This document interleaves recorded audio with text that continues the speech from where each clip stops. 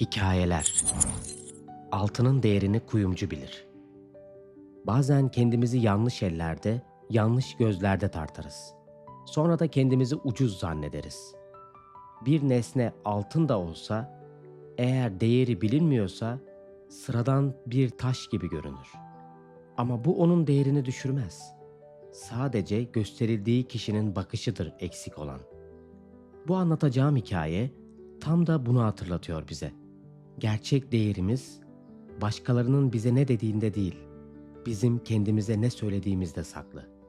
Vaktiyle bir bilge hoca, yıllarca yanında yetiştirdiği öğrencisinin seviyesini öğrenmek ister.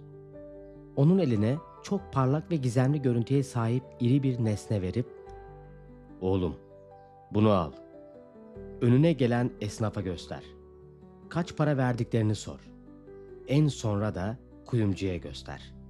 Hiç kimseye satmadan sadece fiyatlarını ve ne dediklerini öğren ve bana bildir." Öğrenci elindekiyle çevresindeki esnafı gezmeye başlar. İlk önce bir bakkal. Ona girip sorar. "Şunu kaça alırsınız?" diye sorar.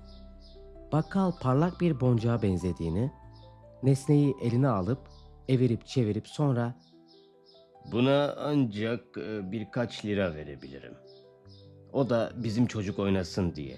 der. İkinci olarak bir manifaturacıya gider. O da parlak bir taşa benzediğini ve bu nesnenin ancak 5 lira vermeye razı olacağını söyler. Üçüncü defa da bir semerciye gider. Semerci nesneye şöyle bir bakar. Bu benim semerlerim için iyi bir süs olur bu. Kaş dediğimiz süslerden yapabilirim buna. Buna ancak 10 lira veririm. En son olarak bir kuyumcuya gider. Kuyumcu öğrencinin elindekini görünce yerinden fırlar. "Bu kadar değerli bir pırlantayı, mücevheri nereden buldun?" diye hayretle bağırır ve hemen ilave eder. "Buna kaç lira istiyorsun?" Öğrenci sorar. "Siz ne veriyorsunuz?" Ne istersen veririm. Ne isterseniz. Öğrenci, "Hayır, veremem." diye taşı almak için uzanınca kuyumcu yalvarmaya başlar. "Ne olur bunu satın bana. Dükkanımı, evimi, hatta arsalarımı bile veririm size." Öğrenci emanet olduğunu, satmaya yetkili olmadığını, ancak fiyat öğrenmesi istediklerini anlatıncaya kadar bir hayli dil döker. Mücevherleri alıp kuyumcudan çıkan öğrencinin kafası karmakarışıktır. Böylesi karışık düşünceler içinde geriye dönmeye başlar. Bir taraftaki elindeki nesneyi yüzünü buruşturarak 1 lira verip onu oyuncak kadar görenler, diğer tarafta da mücevher diye isimlendirip buna sahip olmak için her şeyini vermeye hazır olan ve hatta yalvaran kişiler.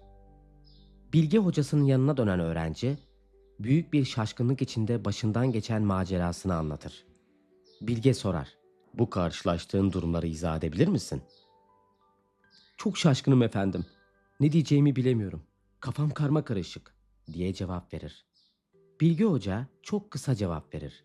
Bir şeyin kıymetini ancak onun değerini bilen anlar ve onun değeri bilenin yanında kıymetlidir.